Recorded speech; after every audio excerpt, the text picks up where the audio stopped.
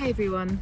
So are you joining us on the 30th of November for our next community event, looking at how we can create regenerative psychology practices? Someone was asking me today, what is this? I've Googled it and I don't know, I can't find anything about what a regenerative psychology practice is. And in a sense, I mean, that's a really great question, because the point is, this is what we need to work out.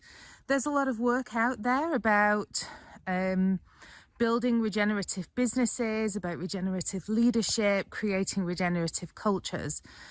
And a regenerative approach essentially means that we are creating a system that is able to restore and rebuild what has been destroyed in the past, where we've had degradation and destruction for ourselves, for our clients, for communities and society we live in, as well as for our local and global environment.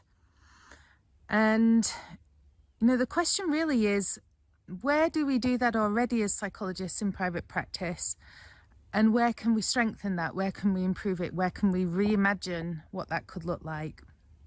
Anyway, I've been reading this book by Daniel Christian Wall, and it's all about designing regenerative cultures.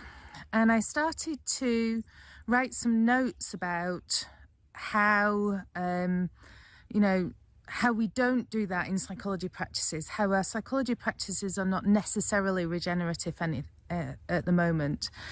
And some of the examples I came up with include, for example, our insistence on having division of clinical psychology, division of occupational psychology,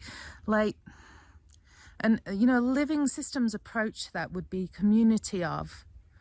So a community of psychologists coming together to solve a particular problem, but not divisions based on some kind of some syllabus that we sat 20 years ago. Some division that we've maintained over the last however long. That's actually biomass, going up to a biomass plant that's not far from here. So, interesting. Other examples in our profession would be the existence of inequality and lack of diversity. That would give us an indication that our profession is not based on living systems, living system principles. Living systems thrive on diversity. Burnout, the amount of burnout that we experience would indicate that there's an extractive process going on, that we're putting out more than we're getting back somehow. That's not a sustainable system, and it's definitely not regenerative. The hoarding of knowledge and power.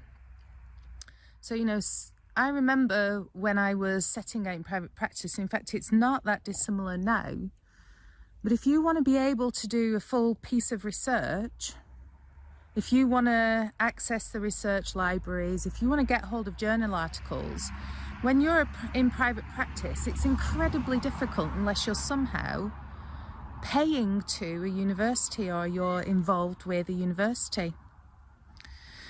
So that's problematic from a living systems point of view. Business models in our practices, or practice models that are based on one-to-one, offering one-to-one time, that aren't, what that does is it limits capacity.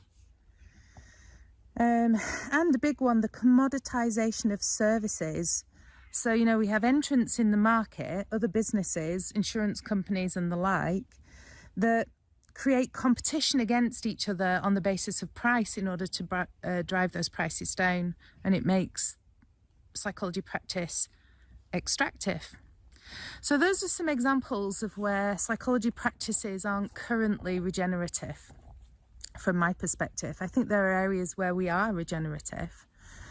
But the purpose of coming together in that forum with an open and quite broad agenda is that we can start to share and discuss and collaborate and create a community of practice that's freely available to everyone around this topic.